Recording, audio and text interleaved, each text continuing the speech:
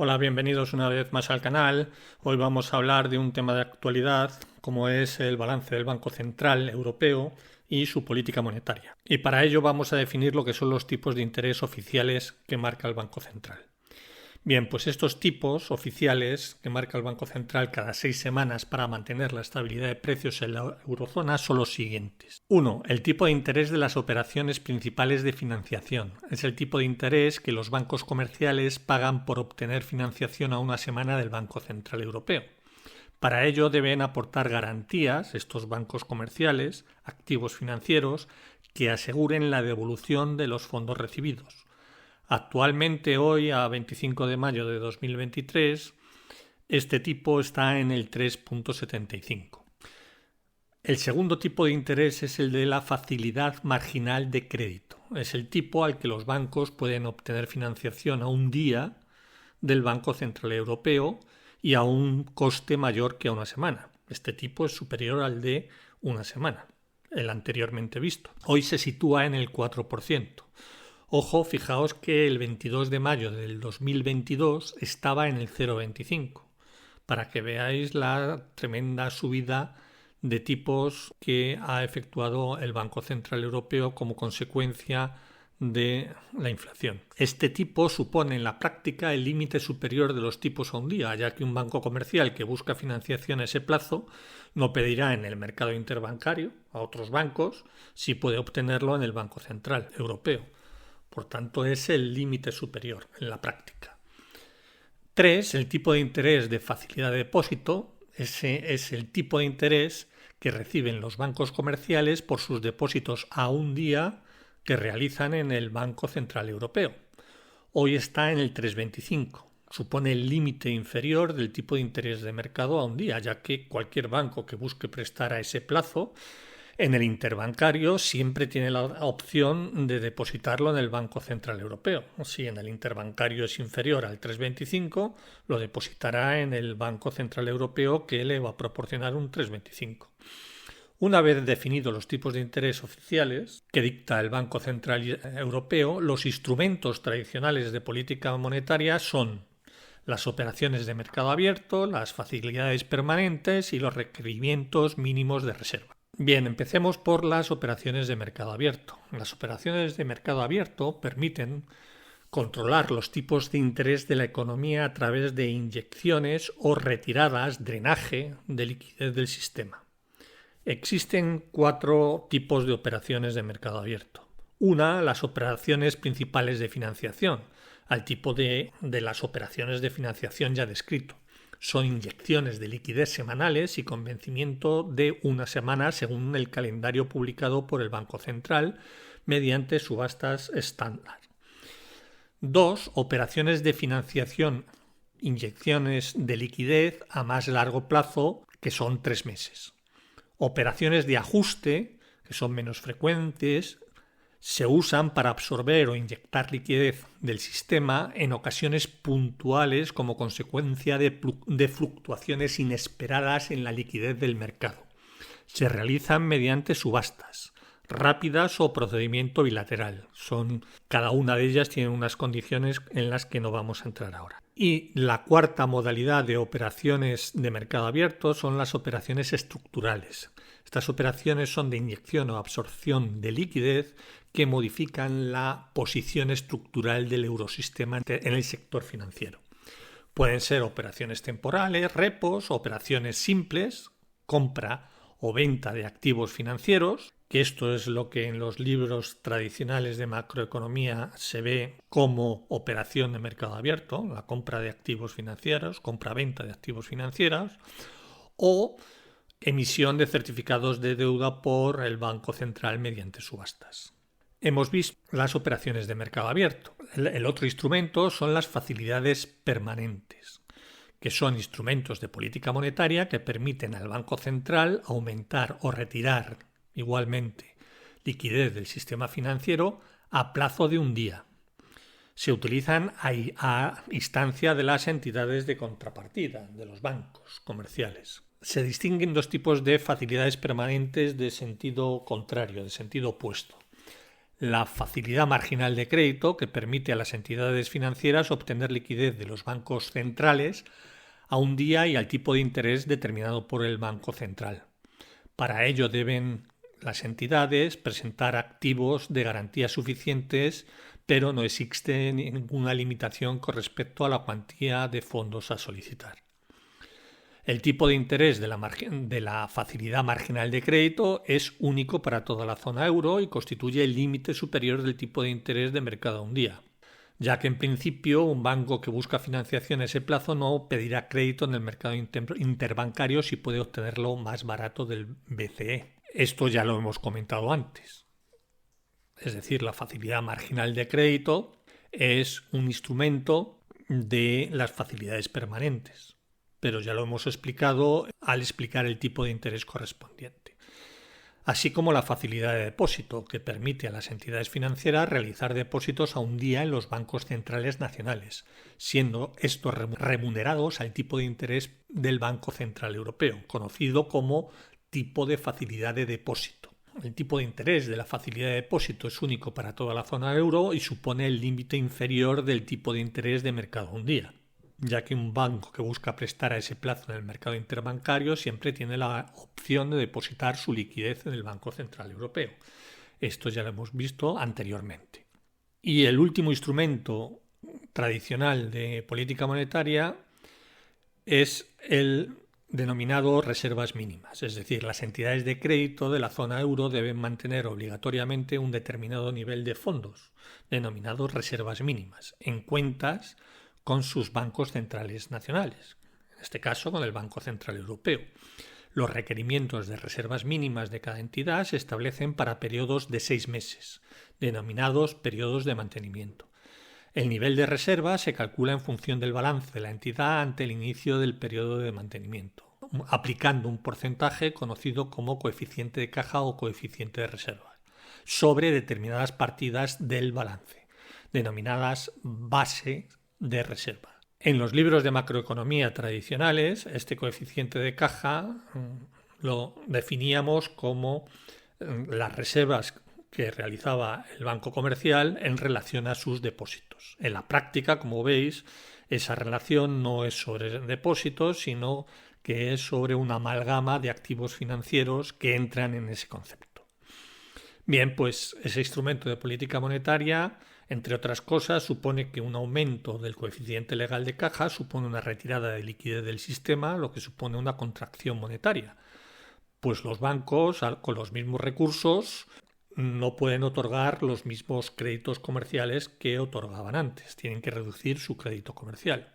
Y eso es contractivo porque disminuye la oferta monetaria. Y lo contrario, es decir, una disminución, supone una política monetaria expansiva. Bien, estos son los instrumentos tradicionales. Con la crisis financiera se han añadido más instrumentos, entre los cuales destacan los programas de compra de activos. Estos programas se denominan expansión cuantitativa, conocido por las siglas QE en inglés, Quantitative Easing, así llamadas por ser medidas que implican una expansión notable del tamaño del balance del Banco Central.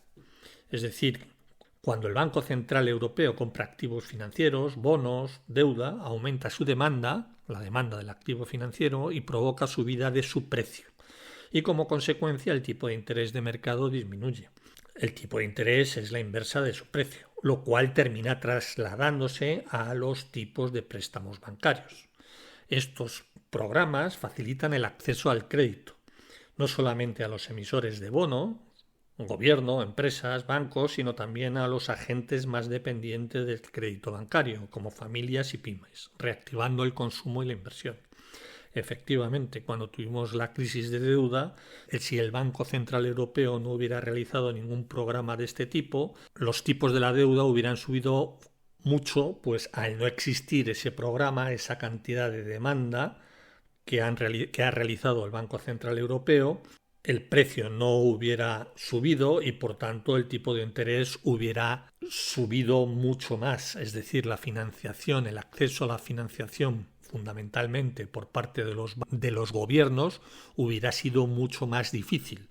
O y se hubiera disparado en muchos de los países la prima de riesgo. Estos programas lo que han evitado es fundamentalmente eso. Países vulnerables, como son los países del sur de Europa, no hayan tenido que soportar primas de riesgo como las que soportaron inicialmente cuando los programas de compra de activos no estaban en ejecución. De hecho, desde 2014 el Banco Central Europeo ha adquirido activos bajo su programa de compra de activos conocido como APP, por sus siglas en inglés, entre los que se encuentran deuda pública, bonos corporativos, bonos de titulización de activos y bonos garantizados.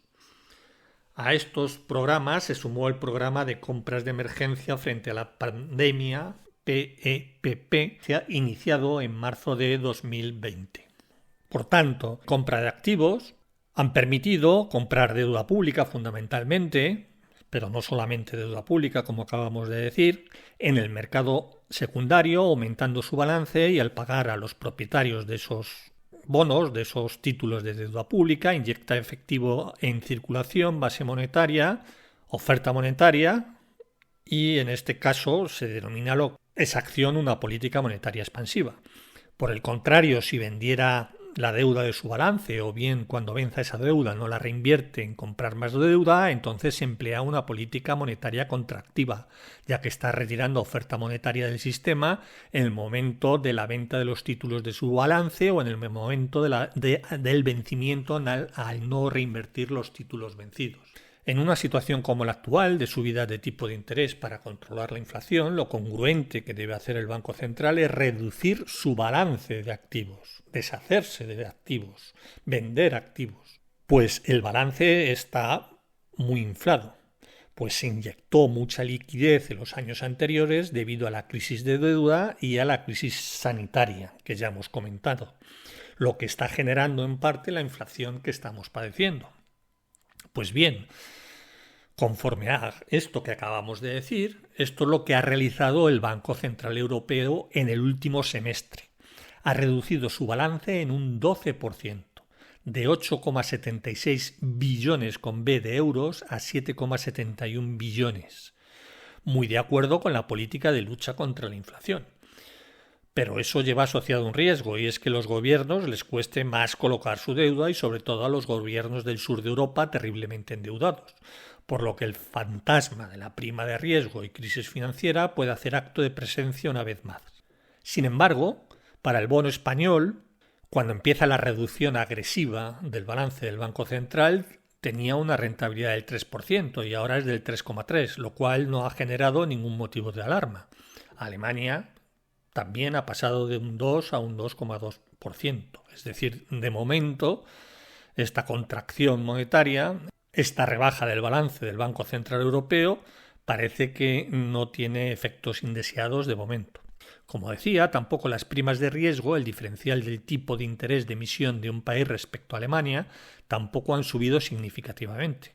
España tenía hace 6 meses un 1% de prima de riesgo, 100 puntos básicos, y ahora se sitúa en 108 puntos básicos, por lo que se puede decir que se ha mantenido. Portugal, otro de los países del sur de Europa con problemas en la crisis financiera pasada, ha disminuido de 95 puntos a los 82 actuales. La pandemia, como ya hemos comentado antes, hizo que el Banco Central Europeo estimulara la demanda agregada comprando 1,7 billones de euros en lo que se llamó Programa de Emergencia de la Pandemia. Y desde marzo de 2022 ya no compra deuda en nombre de dicho programa, pero mantiene ese balance como instrumento de reserva, pues va a seguir reinvirtiendo los vencimientos de los títulos de ese programa. Es decir, no compra más, pero va a reinvertir, es decir, va a mantener el balance cuando venzan los títulos de ese programa, como una opción ante un posible riesgo de subida de primas.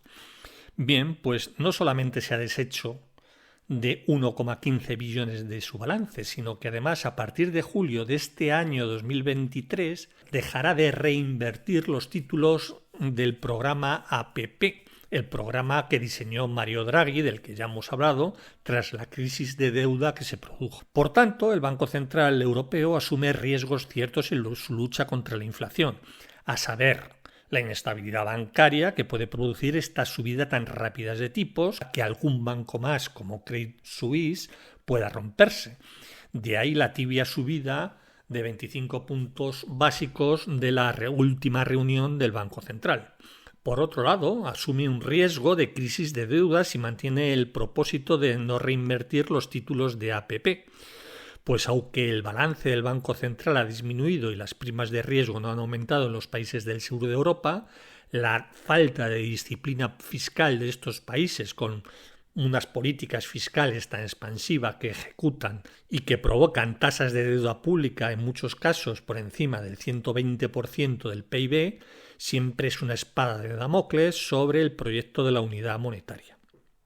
Explicado sencillamente, si la inflación se mantiene persistentemente y el Banco Central por mandato tiene que controlarla mediante la política monetaria restrictiva que hemos dibujado, un aumento de las primas de riesgo en estos países como la ocurrida en 2010 pone en jaque a todo el proyecto de la Unión Europea, pues entonces el Banco Central tendrá que comprar esa deuda, aumentar de nuevo el balance, para ayudar a esos países y mantenerlos en el seno de la Unión Europea, lo cual no ayudaría mucho en la lucha contra la inflación, a menos que el objetivo de inflación, como ya se habla en muchos casos, suba del 2% a un 3 o a un 4 o a un 5. Nunca se sabe. Tenemos, por tanto, dos objetivos incompatibles en una situación de crisis de deuda e inflación, a saber, el mantenimiento de la unión monetaria, tal y como la conocemos, con sus países miembros y el objetivo de inflación.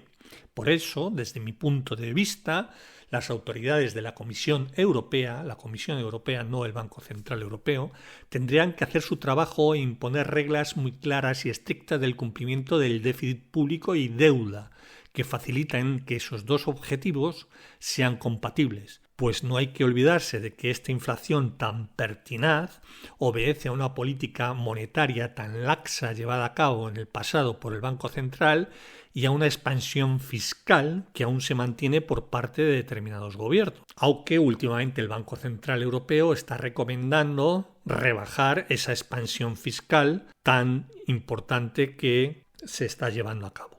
La política monetaria, por tanto, podemos decir que se ha corregido, pero el desenfreno fiscal es lo que queda por resolver si queremos la unión que necesitamos. Bien, pues con esto hemos acabado el vídeo de hoy. Si tenéis algún comentario, no dudéis en hacerlo llegar a través del canal. Y me despido hasta la próxima.